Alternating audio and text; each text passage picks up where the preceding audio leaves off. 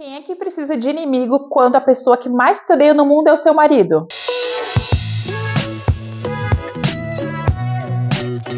Oi pessoal, tudo bom? Bem-vindos de volta ao canal, eu sou a Cat, estou muito feliz de estar com vocês aqui hoje. E hoje eu quero fazer para vocês uma resenha de um suspense doméstico que eu li nos últimos dias, achei muito legal. E eu sei que é o tipo de livro que vários de vocês vão gostar, então vou falar sobre ele aqui hoje. Que é o livro Pedra, Papel, Tesoura, da Alice Finney. Esse é um suspense doméstico que vai falar sobre um casal que está em crise no casamento e resolve passar um final de semana no interior da Escócia para ver se ajeita. Mas chegando lá, eles vão descobrir que a crise no casamento é o menor dos seus problemas, tem muitas outras coisas acontecendo e pode ser que um dos dois não volte dessa viagem. Esse é um daqueles suspenses que vai tratar de passado, de presente, de segredos, personagens que escondem coisas um do outro e que você não sabe muito bem se você pode ou não confiar nos narradores, que são, no caso aqui, o Adam e a Emily, ou Amélie, que é ele é roteirista, ela trabalha com um pet shop, eles estão casados há 10 anos, mas a crise que eles estão vivendo dá a entender que esse casamento não vai passar dessa idade. Eles resolvem, então, passar esse final de semana idílico no interior da Escócia para ver se eles se resolvem, mas logo nas primeiras páginas você percebe que o ressentimento que eles têm um pelo outro é muito grande. Eles falam mal um do outro, eles mentem um pro outro, eles estão sempre tentando passar a perna um no outro. Chega um momento em que você começa a perceber que, na verdade, eles não se suportam, então não faz sentido nenhum aquela viagem. Você realmente percebe que aquilo não vai dar certo de jeito nenhum. E como cada capítulo é contado pelo ponto de vista de um deles, nós, leitores, vamos percebendo o quanto aquela situação é muito difícil e provavelmente não vai ter conserto. Além dos capítulos sendo contados em primeira pessoa pelos dois, a gente também vai ter uma narrativa de cartas escritas pela Amélie. No tempo em que eles foram casados, ela resolveu escrever uma carta por ano para um dia, hipoteticamente, entregar ao seu marido e ter um registro dos anos de casamento. E através dessas cartas a gente vai percebendo o quanto e como o relacionamento foi se deteriorando.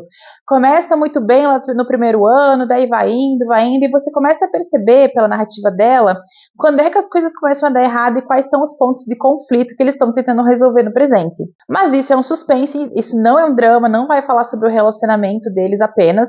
A gente vai ter segredos e mentiras que vão ser entrelaçados nessa narrativa. Conforme eles vão contando a história, você percebe que eles mentem muito um para o outro, que eles se escondem coisas e que nessas coisas existem segredos que podem ali levar a uma situação mais séria. É aquele tipo de suspense sobre gente desagradável sendo desagradável um com o outro. Assim que eles chegam no tal do lugar, a gente descobre que é uma igreja, uma capela antiga que foi revertida para ser um dormitório, para ser tipo um apartamento de locação. Parece tudo muito bonito, muito romântico, mas assim que eles chegam, coisas esquisitas começam a acontecer, barulhos, portas que eles achavam que tinham fechado e na verdade estão abertas, vultos que aparecem nas janelas e o livro ele acaba adquirindo até um tonzinho gótico. E você começa a se perguntar, eles estão um tentando passar a perna no outro ou tem uma terceira pessoa nessa equação tentando sabotar os dois? E tem um detalhe que vai tornar o mistério ainda mais intrigante. Eu vou até ler o nome aqui porque eu anotei, porque eu fiquei com medo de não lembrar o nome para vocês, mas o Aidan, ele sofre de uma condição chamada prosopagnosia, que é uma condição neurológica que faz com que a pessoa não reconheça rostos. Então o Aidan não sabe como é o rosto da própria esposa, ele nunca soube e ele nunca vai saber. Ele reconhece ela pela voz, pelo cheiro, pelo tom do cabelo, pelo jeito que ela fala, pelo jeito como ela se move, mas nunca pelo rosto. Aliás, ele não reconhece o rosto de ninguém. E esse é um detalhe super interessante dentro da narrativa, tanto na construção do personagem, das suas dores, das suas problemáticas ao longo da vida, como também no seu relacionamento com a esposa. Eu me diverti muito lendo esse livro, eu gosto muito de suspenses onde nenhum dos protagonistas é confiável, você não sabe quem tá mentindo, quem tá dizendo a verdade.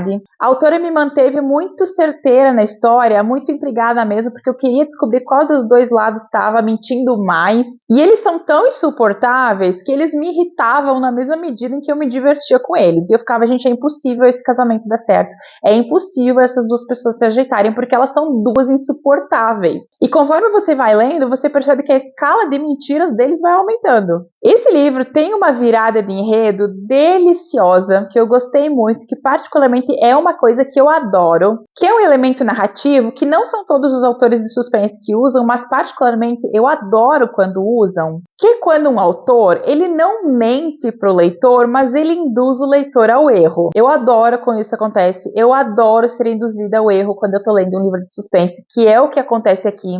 A autora não mente pra gente em nenhum momento sobre o que tá acontecendo, mas ela nos conduz a errar, ao erro. Ela nos conduz a achar uma coisa quando na verdade é outra. E eu adoro ser enganada desse jeito. Agora sobre o final, gente. O final é um final farofão, tá? Ele é um final bem ao estilo dos suspenses psicológicos que andam sendo publicados agora, que é aquele final que vai ter ali algumas coisas meio absurdas acontecendo e que o escritor vai pedir que você, como leitor, abra a mão um pouquinho da sua lógica para acreditar no que você tá lendo. Você vai ter ali algumas coincidências esquisitas, umas conexões entre personagens que beiram ao absurdo, quase uma noveleta mexicana, sabe? Que é uma coisa que eu sei que vocês também sabem que anda acontecendo muito no suspense psicológico.